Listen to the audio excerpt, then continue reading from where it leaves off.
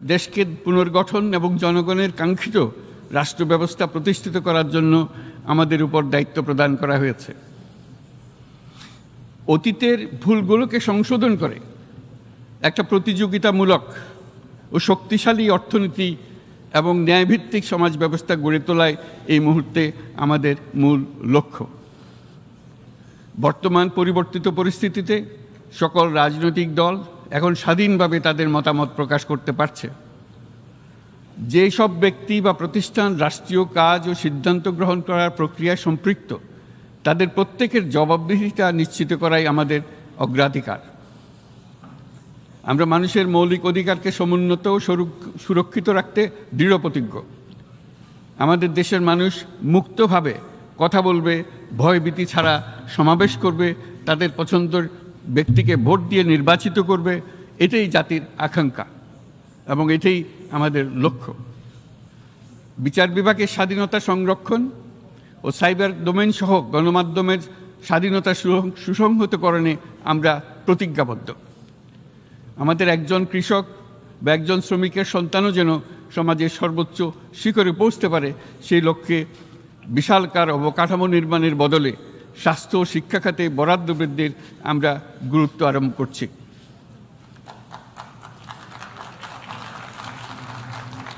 রাষ্ট্র ব্যবস্থার সকল পর্যায়ে সুশাসন ফিরিয়ে আনাই আমাদের অভীষ্ট।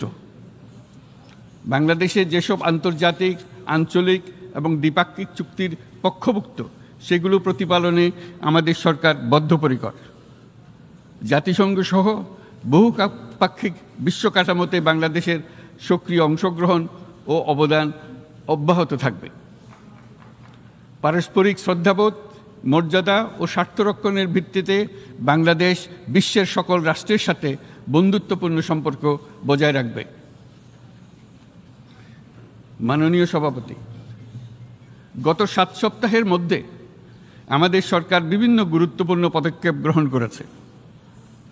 আমাদের অনুরোধে সাড়া দিয়ে জাতিসংঘের মানবাধিকার বিষয়ক হাই কমিশনার বাংলাদেশের গণ আন্দোলনকালে সংগঠিত মানবাধিকার লঙ্ঘনের বিষয়ে বিস্তৃত অনুসন্ধান এবং এইসব বিষয়ে ঘটনার পুনরাবৃত্তি রোধে পরামর্শ প্রদানের জন্য একটা ফ্যাক্ট ফাইন্ডিং কমিশন গঠন এবং তার কাজ শুরু করার জন্য দ্রুত বাংলাদেশে পাঠিয়ে দিয়েছে।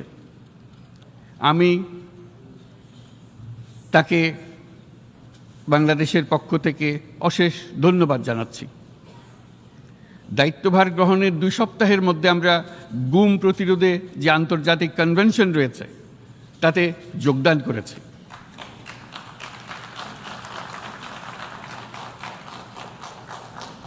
এর আশু বাস্তবায়নের জন্য প্রয়োজনীয় দেশীয় আইন ও বিধি প্রণয়নে আমরা এখন প্রক্রিয়া শুরু করেছি। বাংলাদেশে গত 1.5 দশকে যে সমস্ত গুমের অভিযোগ রয়েছে সেগুলো তদন্ত করার জন্য একটি তদন্ত কমিশন এই মুহূর্তে কর্মরত আছে। মানুষের আস্থা, আত্মবিশ্বাস ফিরিয়ে আনতে এবং নির্মম অতীত যেন আর ফিরে না আসে কোনোদিন, সেই জন্য আমরা কিছু সুনির্দিষ্ট খাতে সংস্কারকে অগ্রাধিকার দিয়েছি। সেই লক্ষ্যে আমরা বিদ্যমান নির্বাচন ব্যবস্থা, সংবিধান, বিচার ব্যবস্থা, জনপ্রশাসন, আইন শৃঙ্খলা ব্যবস্থা সংস্কারের জন্য স্বাধীন কমিশন গঠন করেছি। সংবাদপত্র ও গণমাধ্যমের সংস্কারের জন্যও পৃথক কমিশন সহ আরও কয়েকটি বিশেষ বিষয়ে কমিশন গঠন প্রক্রিয়াধীন রয়েছে। ব্যবসা বাণিজ্যে অনুকূল পরিবেশ সৃষ্টির লক্ষ্যে আমরা ব্যাংক ও আর্থিক খাতের ব্যাপক সংস্কারের উদ্যোগ গ্রহণ করেছি। কোনো বিদেশি ব্যবসা বা বিনিয়োগ যেন ক্ষতিগ্রস্ত না হয় তা নিশ্চিত করতেও আমরা বদ্ধপরিকর। এইসব সংস্কার যেন টেকসই হয়, দীর্ঘমেয়াদে নিশ্চিত করতে এবং অবাধ ও নিরপেক্ষ অংশগ্রহণপূর্বক নির্বাচনের জন্য উপযোগী পরিবেশ সৃষ্টি করতে আমরা কাজ করে যাচ্ছি। গণতন্ত্র, আইনের শাসন, সমতা, সমৃদ্ধি অর্জনের মাধ্যমে একটি ন্যায়ভিত্তিক সমাজ হিসেবে আত্মপ্রকাশের অভিপ্রায় বাস্তবায়নে আমি বাংলাদেশের প্রতি আন্তর্জাতিক সম্প্রদায়ের সমর্থন ও গভীরতর সম্পর্ক গঠন করার জন্য আহ্বান জানাচ্ছি।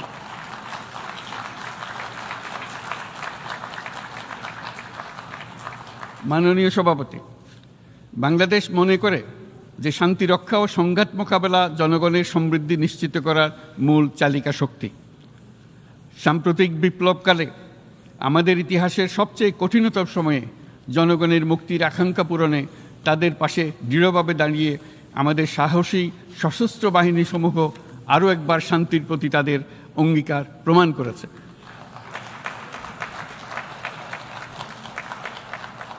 এটা সম্ভব হয়েছে শান্তি রক্ষায় আমাদের অঙ্গীকারের কেন্দ্রবিন্দুতে মানবাধিকারকে স্থান দেওয়ার ফলে। জাতিসংঘের পিস বিল্ডিং কমিশনের সূচনা লগ্ন থেকেই শান্তি রক্ষার মতো শান্তি বিনির্মাণেও বাংলাদেশ সমান অঙ্গীকার ব্যক্ত করে এসছে। আমাদের দিনগুলোতে আমরা জাতিসংঘের শান্তি রক্ষা কার্যক্রমে আমাদের মূল্যবোধ ভিত্তিক অবদানের ধারাবাহিকতা রক্ষা, সমুন্নত ও প্রসারিত করতে বদ্ধপরিকর। জাতিসংঘের শান্তিরক্ষা কার্যক্রমে অবদানকারী তৃতীয় বৃহত্তম রাষ্ট্র হিসেবে বাংলাদেশ এখন পর্যন্ত ৪৩টি দেশে ৬৩টি মিশনে শান্তিরক্ষী প্রেরণ করেছে।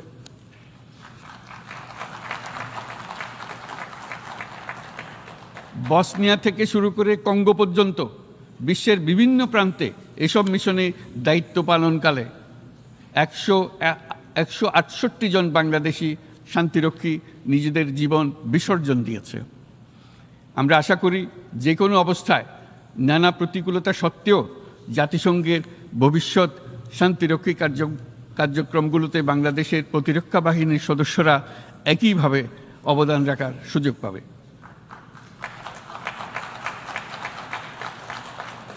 মাননীয় সভাপতি, আমাদের সকলের বাসস্থান এই পৃথিবী বৈশ্বিক অগ্রাধিকারগুলোকে সঠিকভাবে নির্ণয় করতে আগ্রহী। জলবায়ু পরিবর্তন আমাদের সকলের অস্তিত্বের প্রতি হুমকি স্বরূপ।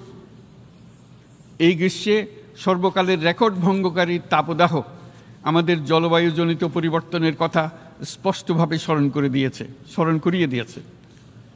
আমাদের যা প্রয়োজন তা হলো জলবায়ু সম্পর্কিত ন্যায় বিচার, যাতে করে দায়িত্বজ্ঞানহীন সিদ্ধান্ত, উদাসীন আচরণ কিংবা এর মাধ্যমে সাধিত ক্ষতির বিষয়ে যারা সংশ্লিষ্ট তাদের দায়বদ্ধ করা যায়। জলবায়ু পরিবর্তনজনিত দীর্ঘমেয়াদী প্রভাবগুলো অপূরণীয় ক্ষতির কারণ হয়ে দাঁড়িয়েছে। আমরা জীব বৈচিত্র্য হারিয়ে ফেলছি, প্যাথোজেনের পরিবর্তনের ফলে নতুন রোগ বাড়ছে, কৃষিক্ষেত্রে চাপ বাড়ছে ক্রমাগতভাবে, পানি সম্পদ ঝুঁকিতে ফেলছে আমাদের বাসযোগ্যতাকে, সমুদ্র পৃষ্ঠের উচ্চতা বৃদ্ধি এবং লবণাক্ততা আমাদের ক্ষতি করছে প্রতিনিয়ত। ঘূর্ণিঝড়ের সংখ্যা ও মাত্রা বৃদ্ধির কারণে যেই ক্ষতি হচ্ছে তাকে উপেক্ষা করার সুযোগ নেই। ক্ষুদ্র কৃষক, প্রান্তিক পর্যায়ে জীবিকা অন্বেষণকারীরা জলবায়ু পরিবর্তনজনিত ঝুঁকির মুখোমুখি হচ্ছে সবচেয়ে বেশি।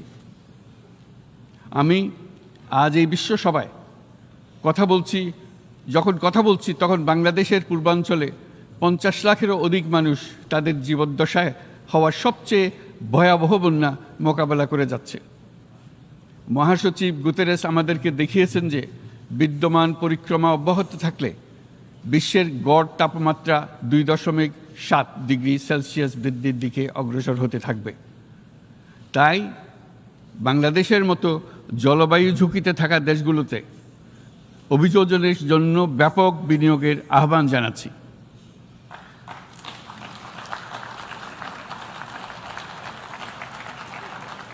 এছাড়াও উদ্ভাবনী শক্তির প্রয়োগ, অতিরিক্ত অর্থায়নের মাধ্যমে লস অ্যান্ড ড্যামেজ ফান্ডকে কার্যকর করার আমাদের জন্য অত্যন্ত গুরুত্বপূর্ণ। একইভাবে আমাদের প্রয়োজন প্রযুক্তির সহজলভ্যতা, সক্ষমতা বৃদ্ধি। নির্দিষ্ট করে বললে আমাদের দরকার জীবন রক্ষাকারী প্রযুক্তি, বিশেষত কৃষি, পানি এবং জনস্বাস্থ্য খাতে, যেখানে ক্ষুদ্র ক্ষুদ্র উদ্ভাবন এবং সমাধানসমূহ ঝুঁকিতে থাকা জনগোষ্ঠীকে রক্ষা করতে পারে। জলবায়ু সংকটের মোকাবেলা এবং বৈশ্বিক অর্থনীতি সুসংহতকরণে আমাদের যুগপথভাবে কাজ করতে হবে। বিশ্ব সম্প্রদায় এখন কার্বন মুক্ত পৃথিবী গড়ে তুলতে মনোযোগী হচ্ছে। বিশ্বের অধিকাংশ মানুষকে এই ধরনের পরিবর্তনের সুফলভোগী করতে হলে নেট জিরো পৃথিবীর দিকে আমাদেরকে অগ্রসর হতে হবে। বাংলাদেশের মতো দেশগুলোকে সাথে নিয়ে যেতে হবে। তা না হলে পারস্পরিক দায়িত্ববোধের মাধ্যমে পারস্পরিক সমৃদ্ধি অর্জনে আমাদের সার্বজনীন অঙ্গীকার পূরণে পিছিয়ে পড়ব আমরা। এই ক্ষেত্রে আমি বিশ্বাস করি সমগ্র বিশ্ব একসাথে ৩-০ লক্ষ্য অর্জনের ধারণা বিবেচনা করে দেখতে পারে, যার মাধ্যমে আমরা শূন্য দারিদ্র্য, শূন্য বেকারত্ব এবং শূন্য নেট কার্বন নিঃসরণ অর্জন করতে পারি। যেখানে পৃথিবীর প্রতিটি তরুণ তরুণী চাকরি প্রার্থী না হয়ে বরং উদ্যোক্তা হিসেবে নিজেকে প্রতিষ্ঠিত করার সুযোগ পাবে। তারা যেন এই সম্পদের সীমাবদ্ধতা সত্ত্বেও নিজ নিজ সৃজনশীলতার বিকাশ করতে পারে, যেখানে একটি ব্যবসায়িক উদ্যোগ সামাজিক সুফল, অর্থনৈতিক মুনাফা এবং প্রকৃতির প্রতি দায়িত্বশীলতার মধ্যে একটি চমৎকার ভারসাম্য আনতে পারে, যেখানে সামাজিক ব্যবসার মাধ্যমে যে কোনো ব্যক্তি ভোগবাদী জীবনধারা থেকে উত্তরণ করে সামাজিক ও অর্থনৈতিক পরিবর্তনের সৃজনশীল শক্তি হিসেবে নিজেকে প্রতিষ্ঠিত করতে পারে।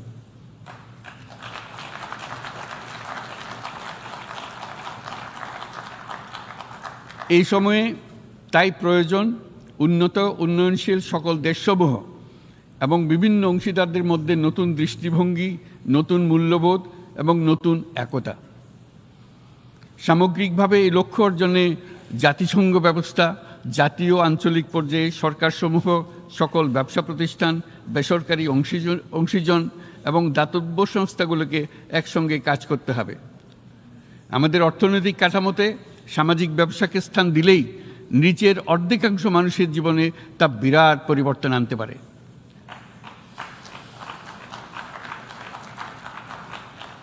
এই পদক্ষেপ একই সঙ্গে জলবায়ুর ধ্বংসাত্মক গতিকে সফলভাবে রোধ করতে পারে এবং বাজার ব্যবস্থার মাধ্যমেই এই মীমাংসা হতে পারে। এ বিষয়ে আমি মহাসচিব গুতেরেসের বিশেষ দৃষ্টি আকর্ষণ করছি। মাননীয় সভাপতি, বহুমুখী সংকটে জর্জরিত বর্তমান বিশ্বে যুদ্ধ এবং সংঘাতের ফলে ব্যাপক ভিত্তিতে মানুষের অধিকার খর্ব হচ্ছে। বিশ্ববাসীর উদ্বেগ এবং নিন্দা সত্ত্বেও গাজায় গণহত্যা থামছে না।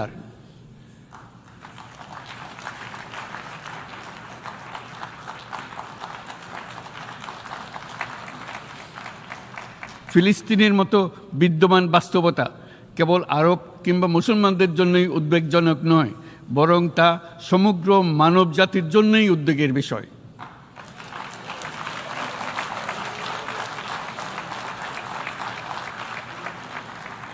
একজন মানুষ হিসেবে প্রত্যেক ফিলিস্তিনির জীবন অমূল্য।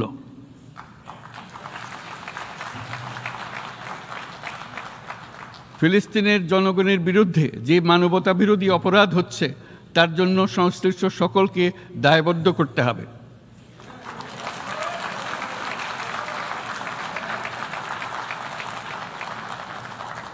ফিলিস্তিনের জনগণের উপর চলমান নৃশংসতা, বিশেষত নারী এবং শিশুদের সাথে প্রতিনিয়ত যে নিষ্ঠুরতা বিশ্ব দেখাচ্ছে, তা থেকে নিস্তারের জন্য বাংলাদেশ অনতিবিলম্বে সম্পূর্ণ যুদ্ধবিরতির আহ্বান জানাচ্ছে।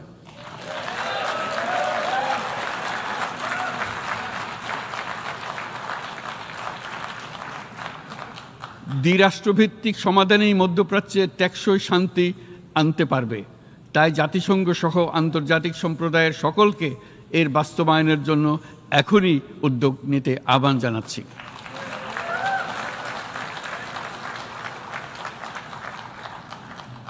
গত ২.৫ বছর ধরে ইউক্রেনে চলমান যুদ্ধে বহু মানুষ প্রাণ হারিয়েছে। এই যুদ্ধের প্রভাব সর্বব্যাপী, এমনকি বাংলাদেশের অর্থনীতিতেও এর নেতিবাচক প্রভাব আমরা অনুভব করছি। আমরা তাই উভয় পক্ষকে সংলাপে বসে বিরোধ নিরসনের মাধ্যমে যুদ্ধের অবসান ঘটানোর আহ্বান জানাচ্ছি। মাননীয় সভাপতি, বাংলাদেশ গত ৭ বছর যাবৎ মায়ানমার হতে আগত ১২ লাখেরও বেশি রোহিঙ্গাদের মানবিক কারণে আশ্রয় দিয়ে আসছে।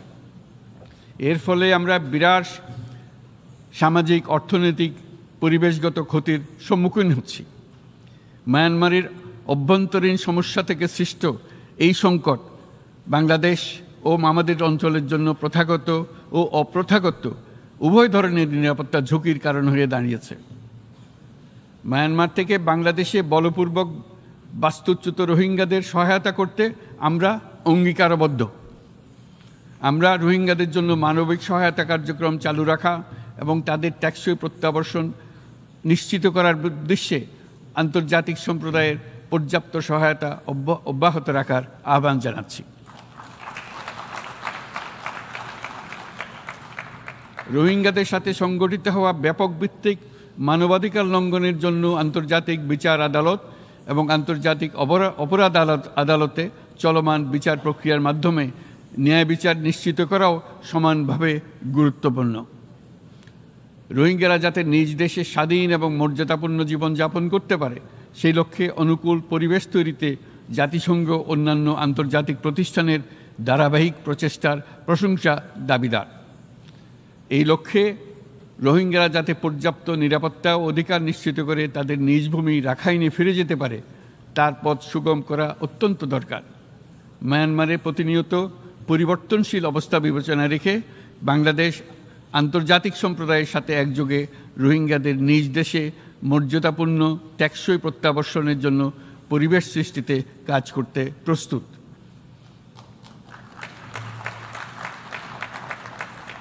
মাননীয় সভাপতি, রাজনৈতিক মুক্তি এবং সামাজিক অর্থনৈতিক জাগরণ ব্যতীত শান্তি ও নিরাপত্তা নিশ্চিতে সাফল্য অর্জন করা সম্ভব নয়। প্রায় এক দশক পূর্বে বিশ্ব সম্প্রদায় সর্বসম্মতক্রমে এজেন্ডা 2030 প্রণয়ন করেছিল। আমরা সবাই আমাদের সামষ্টিক আকাঙ্ক্ষা ও বিশ্বাস অর্পণ করেছি এই সার্বজনীন টেকসই উন্নয়ন অভিষ্টগুলো অর্জনে। সার্বিকভাবে মাত্র 17% ও কম লক্ষ্যমাত্রা অর্জন হয়েছে। স্পষ্টতই এই ক্ষেত্রে অনেক উন্নয়নশীল রাষ্ট্র আরও পিছিয়ে আছে। উন্নয়নশীল দেশগুলোকে এসডিজি অর্থায়নের বছরে প্রায় 2.5 থেকে 4 ট্রিলিয়ন মার্কিন ডলারের সমান ঘাটতি মোকাবেলা করতে হচ্ছে। উন্নয়নশীল বিশ্বের ঋণের বোঝা, ক্ষয়িষ্ণু আর্থিক সক্ষমতা এবং জলবায়ু পরিবর্তনের ক্ষতিকর প্রভাবের কারণে বাংলাদেশের মতো দেশগুলিতে বেশি ঝুঁকিতে রয়েছে। আমরা আশা করি উন্নয়নের জন্য অর্থায়ন সংক্রান্ত চতুর্থ আন্তর্জাতিক সম্মেলনে এই ধরনের জটিল এবং কাঠামোগত সমস্যাগুলোর দিকে নজর দেওয়া হবে। বহুপাক্ষিক আর্থিক প্রতিষ্ঠানগুলোকে এমন অভিন্ন লক্ষ্যে নিয়ে যাওয়ার কাজ করতে হবে যাতে সকল রাষ্ট্র সমানভাবে সম্পদ ও সুযোগের ব্যবহার করতে পারে। তারা নিজেদের কর্মসূচিতে সামাজিক ব্যবসাকে গুরুত্বপূর্ণ ভূমিকা দিতে পারে যাতে নিম্ন আয়ের দেশগুলোর বাস্তবতাকে বিশেষভাবে মোকাবেলা করা যায়, যা ব্যবসায়ী উদ্যোগ এবং ব্যক্তির সৃজনশীলতাকে উদ্বুদ্ধ করে, যা বঞ্চিত জনগোষ্ঠীকে বিশালভাবে সহায়তা করে। এই ক্ষেত্রে অবৈধ অর্থের প্রবাহ এবং উন্নয়নশীল দেশগুলো থেকে সম্পদ পাচার বন্ধ করা অত্যন্ত আবশ্যক। উন্নয়নশীল দেশগুলো থেকে পাচার হয়ে যাওয়া সম্পদ ফেরত আনার জন্য আন্তর্জাতিক সহযোগিতা জোরদার করতে হবে। আমরা আশা করি কর ফাঁকি রোধে আন্তর্জাতিক কর কনভেনশন অতি শীঘ্রই গৃহীত হবে। মাননীয় সভাপতি, আমরা যে নিবিড়ভাবে সংযুক্ত বিশ্বে বসবাস করছি সেখানে অভিবাসন এবং মানুষের অবাধ প্রবাহ এক অলঙ্ঘনীয় বাস্তবতা। বাংলাদেশি নাগরিকরা প্রতিনিয়ত বিভিন্ন দেশে অভিবাসী হিসেবে যাচ্ছেন। তারা বিভিন্ন দেশে তাদের কর্মসংস্থানের সন্ধানে আছেন। বিশ্বের বিভিন্ন প্রান্তে এই মুহূর্তে প্রায় 1.5 কোটি প্রবাসী বাংলাদেশি আছেন। সকলের জন্য অভিবাসনের উপযোগিতা নিশ্চিত করতে বিশ্ব সমাজকে নিরাপদ, সুশৃঙ্খল এবং নিয়মিত মর্যাদাপূর্ণ অভিবাসনের পথ সুগম করতে হবে। আন্তর্জাতিক সম্প্রদায়কে অভিবাসীদের মানবাধিকার এবং তাদের প্রতি মানবিক আচরণ নিশ্চিত করতে হবে। অভিবাসনের উপর 2018 সালে যে গ্লোবাল কম্প্যাক্ট অন মাইগ্রেশন গৃহীত হয়েছে তার পূর্ণ বাস্তবায়নে বাংলাদেশ প্রতিশ্রুতিবদ্ধ এবং একই সাথে অনিরাপদ অভিবাসন রোধেও আমরা বদ্ধপরিকর। মাননীয় সভাপতি, প্রতি বছর প্রায় 25 লক্ষ তরুণ তরুণী বাংলাদেশের শ্রমবাজারে যুক্ত হচ্ছেন। বাংলাদেশের বিপুল জনশক্তির প্রায় 2/3 তরুণ। এই জনশক্তিকে বর্তমান ও আগামীর জন্য গড়ে তোলা বাংলাদেশের জন্য একটা বড় চ্যালেঞ্জ। ক্রমপরিবর্তনশীল কর্মজগতে একজন তরুণকে প্রতিনিয়ত নতুন দক্ষতা অর্জন করতে হয়। এই কর্মপরিবেশের সাথে মানিয়ে নেওয়া শিখতে হয়। এই জন্য বাংলাদেশ যখন মধ্যম আয়ের দেশ হিসেবে উন্নতি হচ্ছে, তখন আমরা শিক্ষা এবং প্রযুক্তিগত সহায়তা লাভের উপর বিশেষ জোর দিচ্ছি। এবার কৃত্রিম বুদ্ধিমত্তার বিষয়ে আসি। কৃত্রিম বুদ্ধিমত্তার অভাবনীয় বিকাশ এবং এর বহুমাত্রিক প্রয়োগে বাংলাদেশ বিশেষভাবে আগ্রহী। আমাদের তরুণ সমাজ জেনারেটিভ আর্টিফিশিয়াল ইন্টেলিজেন্সের সম্ভাবনা নিয়ে উচ্ছ্বসিত। একজন বিশ্ব নাগরিক হিসেবে তারাও চায় নতুন পৃথিবীতে নিয়োজিত হতে, কর্মক্ষম হিসেবে নিজেকে গড়ে তুলতে। বাংলাদেশের মতো বৃহৎ তরুণ জনগোষ্ঠীর দেশ যাতে কৃত্রিম বুদ্ধিমত্তার প্রয়োগজনিত অর্জিত সুফল থেকে পিছিয়ে না পড়ে, বিশ্ব সম্প্রদায়কে তা নিশ্চিত করতে হবে। একই সঙ্গে নিশ্চিত করতে হবে যেন কৃত্রিম বুদ্ধিমত্তার কারণে কর্মক্ষেত্রে মানুষের চাহিদা ক্রমাগতভাবে সংকুচিত হয়ে না যায়। এই প্রসঙ্গে আমি উল্লেখ করি যে আমরা ভিন্ন একটা ইন্টেলিজেন্স, অটোনোমাস ইন্টেলিজেন্স, অর্থাৎ যেই কৃত্রিম বুদ্ধিমত্তা নিজেই নিজের কৃত্রিম বুদ্ধিমত্তাকে সম্প্রসারিত করতে পারে মানুষের কোনো হস্তক্ষেপ ছাড়াই, তার ব্যাপারে আমরা বৈজ্ঞানিকদের দৃষ্টি আকর্ষণ করতে চাই। আমাদের ধারণা অটোনোমাস ইন্টেলিজেন্স মানুষের অস্তিত্বকে বিপন্ন করে তুলতে পারে, কাজে এই ব্যাপারে আমাদের সম্পূর্ণ সজাগ থাকতে হবে। মাননীয় সভাপতি, আমাদের আসলে দরকার নতুন ধরনের সহযোগিতা কাঠামো, যেখানে বৈশ্বিক ব্যবসা ও জ্ঞানের অধিকারী গোষ্ঠী মানুষের চাহিদাগুলোকে যথাযথভাবে অনুধাবন করবে। আন্তর্জাতিক সহযোগিতার মাধ্যমে উন্নয়নশীল দেশগুলোর জন্য এমন একটি রূপান্তরকারী ব্যবস্থা তৈরি করতে হবে যা কর্মসংস্থান, আর্থসামাজিক প্রতিকূলতা বা জীবিকার জন্য যুৎসয় সমাধান নিশ্চিত করবে। মাননীয় সভাপতি, আমাদের প্রচেষ্টা, সক্ষমতা এবং সম্পদ একত্রীকরণের মাধ্যমে সকলের সামর্থ্য, উদ্ভাবনী শক্তি এবং সমৃদ্ধিকে কাজে লাগাতে হবে। আর্থসামাজিক উন্নয়ন এবং জলবায়ু সহনশীলতা নিয়ে আমরা প্রতিনিয়ত যে প্রতিকূলতার সম্মুখীন হচ্ছি, সম্মিলিত উদ্যোগের মাধ্যমে তার মোকাবেলা করতে হবে। বৈশ্বিক দক্ষিণের দেশগুলোকে অনন্য অর্থনৈতিক এবং সামাজিক প্রেক্ষাপটে দক্ষিণ দক্ষিণ এবং ত্রিভুজীয় সহযোগিতা এই ক্ষেত্রে বিশেষভাবে সহায়ক হতে পারে বলে আমি মনে করি। বৈশ্বিক দক্ষিণের আওয়াজকে বিশ্বব্যাপী জোরালোভাবে তুলে ধরার জন্য প্রয়োজন সম্মিলিত উদ্যোগ। সেই জন্য বৈশ্বিক এজেন্ডা প্রণয়ন ও বাস্তবায়ন নিশ্চিত করতে বৈশ্বিক দক্ষিণের দেশগুলোর মতামতকে যথাযথ গুরুত্বের সাথে বিবেচনা করতে হবে। জনাব সভাপতি, কোভিড অতিমারির অভিজ্ঞতায় আমরা দেখেছি জনস্বাস্থ্যে ব্যাপক বিনিয়োগ কতটা গুরুত্বপূর্ণ হতে পারে। বিশ্ব স্বাস্থ্য সংস্থায় বৈশ্বিক অতিমারি চুক্তির চলমান আলোচনায় বাংলাদেশ নেতৃত্ব প্রদান করে চলেছে। আমরা চাই কার্যকর আন্তর্জাতিক সহযোগিতা, জনস্বাস্থ্য ব্যবস্থায় অর্থায়ন, প্রযুক্তি হস্তান্তর, গবেষণা ও উন্নয়ন, ভ্যাকসিন থেরাপিউটিক্সের উৎপাদন, বহুমুখীকরণ এবং সকল ভ্যাকসিনকে মেধাস্বত্ব অধিকার মুক্ত ঘোষণা করার ব্যাপারে ঐক্যমত্য গঠন। অসংক্রামক রোগসমূহের বিরুদ্ধে লড়াইয়ে এই বিষয়গুলি অত্যন্ত গুরুত্বপূর্ণ। জনাব সভাপতি, এবছর আমরা জাতিসংঘের সাথে বাংলাদেশের অংশীদারিত্বের সুবর্ণ জয়ন্তী উদযাপন করছি। গত 50 বছর ছিল আমাদের জন্য একটা পারস্পরিক শিক্ষণীয় সম্মিলিত যাত্রা। সীমিত উপায়ে বাংলাদেশ বৈশ্বিক শান্তি ও নিরাপত্তা, ন্যায়, সমতা, মানবাধিকার প্রতিষ্ঠায় ধারাবাহিকভাবে অবদান রেখে আসছে। আমাদের সমন্বিত প্রয়াসের পেছনে আছে সত্যিকার অর্থে একটি নিয়মভিত্তিক বৈশ্বিক ব্যবস্থা গড়ে তোলা।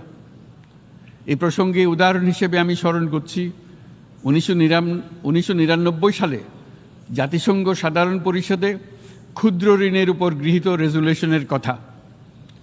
সেই সময় জাতিসংঘ 2005 সালকে ইয়ার অফ মাইক্রোক্রেডিট ঘোষণা করেছিল, যার ফলে ক্ষুদ্র ঋণ বিশ্বব্যাপী সম্প্রসারিত হবার সুযোগ পেয়েছিল। একই সময়ে বাংলাদেশের উদ্যোগে গঠিত হয়েছিল ফ্রেন্ডস অব মাইক্রোক্রেডিট। 2001 সাল থেকে সাধারণ পরিষদে কালচার অফ পিস সংক্রান্ত বাৎসরিক যে রেজলিউশন গৃহীত হয়ে আসছে, বা নিরাপত্তা পরিষদে নারী, শান্তি ও নিরাপত্তা সংক্রান্ত যে 1325 নম্বর রেজলিউশন গৃহীত হয়েছিল, তা বাংলাদেশের বিশ্বজনীন উদ্যোগগুলোর প্রতিফলন এবং অবদান। মাননীয় সভাপতি, আজ এই মহান বিশ্বসভায় বিশ্ব নেতৃবৃন্দের উপস্থিতিতে প্রতিধ্বনিত হচ্ছে শান্তি, নিরাপত্তা, ন্যায় বিচার প্রতিষ্ঠা এবং সম্পদের সুষম বন্টনের মাধ্যমে সকলের অন্তর্ভুক্তি নিশ্চিত করার আহ্বান।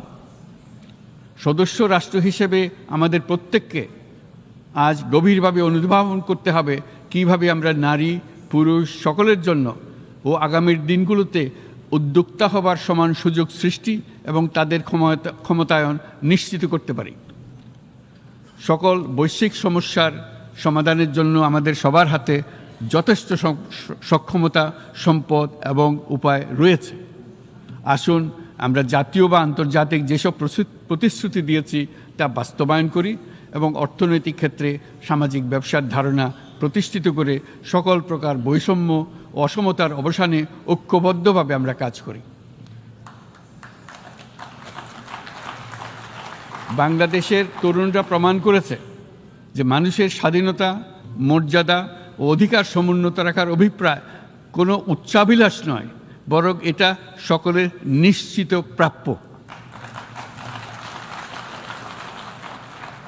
আজ এই মহান সমাবেশে আপনাদের উপস্থিতিতে শান্তি, সমৃদ্ধি ও ন্যায় বিচার নিশ্চিত করতে আন্তর্জাতিক, আঞ্চলিক এবং জাতীয় পর্যায়ে বাংলাদেশে তার ভূমিকাকে ক্রমাগতভাবে জোরদার করার নিশ্চয়তা দিচ্ছে।